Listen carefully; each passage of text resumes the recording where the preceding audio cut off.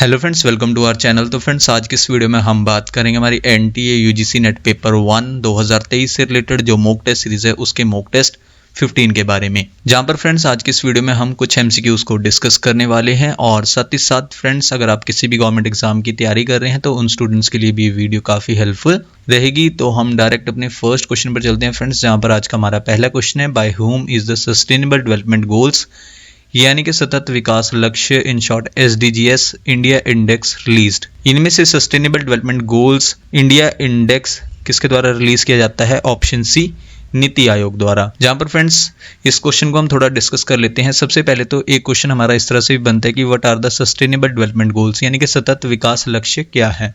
Sustainable development goals, जिनको हम global goals के नाम से भी जानते हैं, इनको अपनाया गया था, अडॉप्ट किया गया था किसके द्वारा?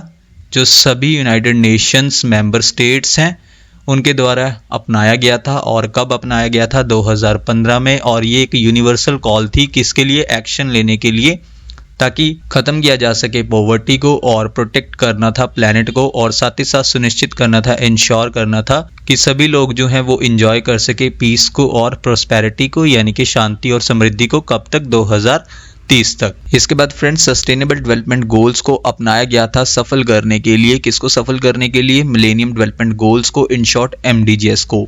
या फिर फ्रेंड्स आप कह सकते हैं कि जो मिलेनियम डेवलपमेंट गोल्स थे, जो कि हमारे 8 गोल्स थे, उनको रिप्लेस कर दिया गया। और किसने रिप्लेस किया? सस्टेनेबल डेवलपमेंट गोल्स ने मिलेनियम डेवलपमेंट गोल्स को रिप्लेस किया। और मिलेनियम डेवलपमेंट गोल्स का टाइम पीरियड कब समाप्त हो गया था? 2015 में। और उसको आगे कंटिन्यू किसने किया? सस्टेनेबल डेवलपमेंट गोल्स ने। इसके अलावा फ्रेंड्स 17 हमारे सस्टेनेबल डेवलपमेंट गोल्स है, जिनको हम एक बार देख लेते हैं। नंबर 1 गोल कौन सा है? No poverty. सेकंड गोल कौन सा है? Zero hunger. थर्ड गोल है गुड हेल्थ एंड वेलबींग यानी कि अच्छा स्वास्थ्य और कल्याण। फोर्थ है क्वालिटी एजुकेशन यानी कि गुणवत्तापूर्ण शिक्षा। फिफ्थ सस्टेनेबल डेवलपमेंट गोल कौन सा है? जेंडर इक्वालिटी यानी कि लैंगिक समानता। सिक्स्थ है क्लीन वाटर एंड सैनिटेशन यानी कि स्वच्छ जल और स्वच्छता। सेवंथ सस्टेनेबल डेवलपमेंट गोल कौन सा है? अफोर्डेबल एंड क्लीन एनर्जी यानी कि सस्ती और स्वच्छ ऊर्जा। एट्थ गोल है decent work and economic growth यानी कि निर्णय कार्य और आर्थिक विकास। नाइन्थ सस्टेनेबल डेवलपमेंट गोल कौन सा है? इंडस्ट्री इनोवेशन एंड इंफ्रास्ट्रक्चर यानी कि उद्योग, नवाचार और बुनियादी ढांचा। 10वां गोल कौन सा है? Reduced inequalities. 11th गोल है sustainable cities and communities. 12th गोल कौन सा है? रिस्पॉन्सिबल कंजम्पशन एंड प्रोडक्शन यानी कि जिम्मेदार उपभोग और उत्पादन। ये 12वां सस्टेनेबल डेवलपमेंट गोल है। 13th सस्टेनेबल डेवलपमेंट गोल कौन सा है? क्लाइमेट एक्शन यानी कि जलवायु क्रिया। 14th सस्टेनेबल डेवलपमेंट गोल है लाइफ बिलो वाटर। 15 है लाइफ ऑन लैंड यानी कि जमीन पर जीवन। 16 है peace, justice and strong institutions यानी कि शांति, न्याय और मजबूत संस्थाएं। ये सस्टेनेबल डेवलपमेंट गोल 16 है। और लास्ट 17 गोल कौन सा है? पार्टनरशिप फॉर द गोल्स यानी कि लक्ष्यों के लिए साझेदारी। ये 17वां सस्टेनेबल डेवलपमेंट गोल है। इसके बाद फ्रेंड्स हम अपने नेक्स्ट क्वेश्चन पर चलते हैं। Which among the following gas was leaked during the Bhopal gas tragedy in 1984 यानी कि 1984 में भोपाल गैस त्रासदी के दौरान निम्नलिखित में से कौन सी गैस का रिसाव हुआ था? ये क्वेश्चन फ्रेंड्स आपका यूजीसी नेट के प्रीवियस एग्जाम्स में भी पूछा जा चुका है। तो इनमें से वो गैस है option C, methyl isocyanate gas है, जो लीक हुई थी किस दौरान? भोपाल गैस ट्रेजेडी के दौरान 1984 में। इस क्वेश्चन को भी फ्रेंड्स हम थोड़ा डिस्कस करेंगे। सबसे पहले तो what was the Bhopal disaster यानी कि भोपाल डिजास्टर क्या है? भोपाल डिजास्टर, जिसको हम भोपाल गैस ट्रेजेडी भी कहते हैं, ये गैस लीक इंसिडेंट था जो हुआ था 2 और 3 दिसंबर की रात को 1984 में। कहां पर? यूनियन कार्बाइड इंडिया लिमिटेड में, इन शॉर्ट UCIL, जो कि एक पेस्टिसाइड प्लांट है। कहां पर? मध्य प्रदेश के भोपाल में। नेक्स्ट पॉइंट में अगर हम करंट टाइम की बात करें तो भोपाल गैस ट्रेजेडी को वर्स्ट इंडस्ट्रियल एक्सीडेंट माना जाता है हिस्ट्री में। नेक्स्ट पॉइंट में इसके बाद 5 लाख से ज्यादा लोगों पर मिथाइल आइसोसाइनेट गैस का असर देखा गया था। इसके बाद फ्रेंड्स नेक्स्ट पॉइंट में एक क्वेश्चन हमारा इस तरह से बनता है कि which toxic gas was leaked in Bhopal gas tragedy यानी कि भोपाल गैस त्रासदी में कौन सी जहरीली गैस का रिसाव हुआ था? इनमें से वो गैस थी methyl isocyanate, in short MIC। और इसके अलावा फ्रेंड्स आपको ये भी पता होना चाहिए उस रात जो है मिथाइल आइसोसाइनेट गैस ने किसके साथ रिएक्ट किया था? वाटर के साथ, पानी के साथ, यानी कि H2O के साथ रिएक्शन किया था। इसके बाद फ्रेंड्स नेक्स्ट पॉइंट में आउटकम यानी कि परिणाम के बारे में अगर हम बात करें, भोपाल गैस ट्रेजेडी के क्या परिणाम रहे।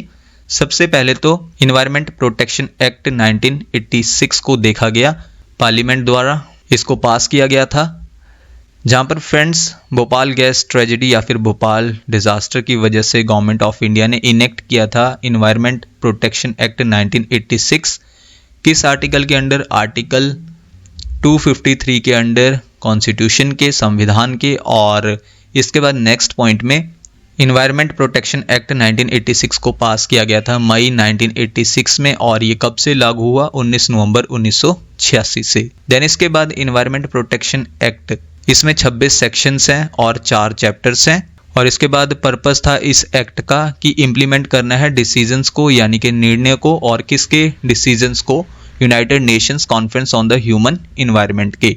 और ये डिसीजंस यानी कि निर्णय किससे जुड़े हैं कि प्रोटेक्ट करना है और इम्प्रूव करना है ह्यूमन इन्वायरमेंट को, और प्रिवेंट करना है यानी कि रोकना है जो हैजर्ड्स हैं ह्यूमन बीइंग्स के लिए, अदर जो लिविंग क्रिएचर्स हैं, प्लांट्स हैं और प्रॉपर्टी हैं उनके लिए। और इसके अलावा फ्रेंड्स जो भोपाल डिजास्टर था और उसका क्या आउटकम रहा, परिणाम रहा, जहां पर फैक्ट्रीज एक्ट 1948 में संशोधन किया गया था। कब? फैक्ट्रीज एक्ट 1987 में। इसके बाद फ्रेंड्स हमारा नेक्स्ट क्वेश्चन है, When you copy music, pictures and videos from a CD or DVD to your PC, it's called dash। यानी कि जब आप CD या DVD से संगीत, चित्र और वीडियो को अपने PC पर कॉपी करते हैं तो इसे डैश कहा जाता है। इसे कहा जाता है फ्रेंड्स ऑप्शन सी रिपिंग। जहां पर फ्रेंड्स जब भी आप कॉपी करते हैं म्यूजिक को, पिक्चर्स को, वीडियोस को, कहां से? CD यानी कि कॉम्पैक्ट डिस्क से, या फिर DVD जिसका फुल फॉर्म क्या है? डिजिटल वीडियो डिस्क या फिर डिजिटल वर्सेटाइल डिस्क। इसे जब भी हम कॉपी करते हैं किसे? म्यूजिक को, पिक्चर्स को या फिर वीडियोस को, और कहां पर? अपने पीसी पर, तो इसको क्या कहा जाता है? रिपिंग। इसके बाद फ्रेंड्स हमारा नेक्स्ट क्वेश्चन है जो कि हमारे प्रीवियस क्वेश्चन से ठीक ऑपोजिट है। यानी कि क्वेश्चन इस प्रकार है, when you copy music, pictures and videos from your PC to a blank CD or DVD, it's called dash. यानी कि जब आप अपने पीसी से संगीत, चित्र और वीडियो को एक खाली सीडी या डीवीडी में कॉपी करते हैं तो इसे क्या कहा जाता है? इसे कहा जाता है बर्निंग। यानी कि फ्रेंड्स जब भी आप कॉपी करते हैं म्यूजिक को, पिक्चर्स को या फिर वीडियोस को, कहां से? पीसी से, और कहां पर? ब्लैंक सीडी या फिर डीवीडी पर, तो इसको क्या कहा जाता है? बर्निंग। इसके बाद फ्रेंड्स हमारा नेक्स्ट क्वेश्चन है, which of the following is a faster version of conventional hard disk. यानी कि निम्नलिखित में से कौन पारंपरिक हार्ड डिस्क का तेज संस्करण है? इनमें से फ्रेंड्स फास्टर वर्जन है जो कन्वेंशनल हमारी हार्ड डिस्क है, उनका ऑप्शन बी SSD यानी कि सॉलिड स्टेट ड्राइव। इसके बाद फ्रेंड्स नेक्स्ट क्वेश्चन है, mister Sharma conducts question answer session in her class to determine the abilities of students at the beginning of an academic year, this is termed dash assessment. यानी कि श्री शर्मा एक शैक्षणिक वर्ष की शुरुआत में छात्रों की क्षमताओं का निर्धारण करने के लिए अपनी कक्षा में प्रश्नोत्तर सत्र आयोजित करते हैं, इसे डैश मूल्यांकन कहा जाता है। उस मूल्यांकन को फ्रेंड्स यानी कि उस असेसमेंट को कहा जाता है ऑप्शन ए फॉर्मेटिव असेसमेंट। जहां पर फ्रेंड्स मिस्टर शर्मा जो है वो कंडक्ट करते हैं क्वेश्चन आंसर का सेशन अपनी क्लास में डिटर्मिन करने के लिए एबिलिटीज को स्टूडेंट्स की, और कब? एकेडमिक ईयर के यानी कि शैक्षणिक साल के बिगिनिंग में। तो इस टर्म को कहा जाएगा ऑप्शन ए फॉर्मेटिव असेसमेंट। इसके बाद फ्रेंड्स नेक्स्ट क्वेश्चन है, dash is a family of computer networking technologies commonly used in local area networks, in short LAN, metropolitan area networks, in short MAN, and wide area networks, in short वैन। यानी कि dash computer networking प्रौद्योगिकियों का एक परिवार है जो आमतौर पर स्थानीय क्षेत्र नेटवर्क, महानगरीय क्षेत्र नेटवर्क, इन शॉर्ट मैन, और व्यापक क्षेत्र नेटवर्क, इन शॉर्ट वैन में उपयोग किया जाता है। इनमें से फ्रेंड्स वो है option D Ethernet. Ethernet family of computer networking technologies है जिसका कॉमनली यूज किया जाता है कहां पर? लोकल एरिया नेटवर्क्स में, इन शॉर्ट लैन में, metropolitan area networks in short MAN में, और wide area networks in short वैन में। नेक्स्ट क्वेश्चन है friends, which of these languages is used for numerical computation and scientific computing. यानी कि इनमें से कौन सी भाषा का उपयोग संख्यात्मक अभिकलन और वैज्ञानिक कंप्यूटिंग के लिए होता है? इनमें से वो लैंग्वेज है ऑप्शन सी फोर्ट्रैन यानी कि फॉर्मूला ट्रांसलेशन। इस लैंग्वेज का यूज होता है न्यूमेरिकल कंप्यूटेशन और साइंटिफिक कंप्यूटिंग के लिए। जहां पर फ्रेंड्स ओरिजिनली जो है फोर्ट्रैन को डेवलप किया गया था IBM यानी कि इंटरनेशनल बिजनेस मशीन्स कॉरपोरेशन द्वारा। कब? 1950s में। किसके लिए? साइंटिफिक और इंजीनियरिंग एप्लीकेशंस के लिए। जहाँ पर फ्रेंड्स फोर्ट्रैन को डिजाइन किया गया था जॉन बेकस द्वारा और इसके डेवलपर कौन है? जॉन बेकस और IBM। इसके बाद फ्रेंड्स नेक्स्ट क्वेश्चन है, what is the most popular programming language for Android smartphone applications, यानी कि एंड्रॉयड स्मार्टफोन अनुप्रयोगों के लिए सबसे लोकप्रिय प्रोग्रामिंग भाषा कौन सी है? इनमें से मोस्ट पॉपुलर प्रोग्रामिंग लैंग्वेज है एंड्रॉयड स्मार्टफोन एप्लीकेशंस के लिए option A Java. Java friends general purpose programming language है और जावा को ओरिजिनली डेवलप किया गया था जेम्स गॉसलिंग द्वारा और कहां पर? सन माइक्रो सिस्टम्स में। नेक्स्ट क्वेश्चन है friends, the UGC Infonet digital library consortium was formally launched in December 2003 by whom, यानी कि UGC Infonet digital library consortium को औपचारिक रूप से दिसंबर 2003 में किसके द्वारा शुरू किया गया था? इनमें से ये शुरू किया गया था option D APJ Abdul Kalam द्वारा।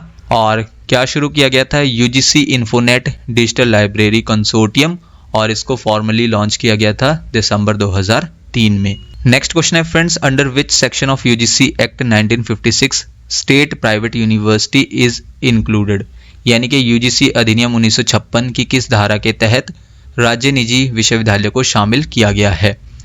इनमें से वो सेक्शन है, वो धारा है option C section 13B of the UGC act 1956। इसके अंडर जो है स्टेट प्राइवेट यूनिवर्सिटी को इंक्लूड किया गया है। और फ्रेंड्स आज का लास्ट क्वेश्चन है, which greenhouse gas is described as the leading pollutant and the worst climate pollutant, यानी कि फ्रेंड्स किस ग्रीन हाउस गैस को अग्रणी प्रदूषक और सबसे खराब जलवायु प्रदूषक के रूप में वर्णित किया गया है? इनमें से फ्रेंड्स वो ग्रीन हाउस गैस है ऑप्शन ए कार्बन डाइऑक्साइड। इस ग्रीन हाउस गैस को डिस्क्राइब किया गया है द लीडिंग पॉल्यूटेंट के रूप में और द वर्स्ट क्लाइमेट पॉल्यूटेंट के रूप में। जहाँ पर फ्रेंड्स कार्बन डाइऑक्साइड का उत्सर्जन होता है हर साल बर्न करने से फॉसिल फ्यूल्स को, और साथ ही साथ जहाँ पर फॉसिल फ्यूल्स के एग्जाम्पल्स क्या हैं, यानी कि जीवाश्म ईंधन के एग्जाम्पल क्या हैं, उदाहरण क्या है? कोयला, ऑयल और प्राकृतिक गैस, ये एग्जाम्पल्स हैं किसके? फॉसिल फ्यूल्स के। तो फ्रेंड्स ये थी हमारी आज की वीडियो जिसमें जो है हमने कुछ MCQs को कवर किया। नेक्स्ट वीडियो फ्रेंड्स आपको जल्दी चैनल पर मिल जाएगी। So thank you friends for watching this video.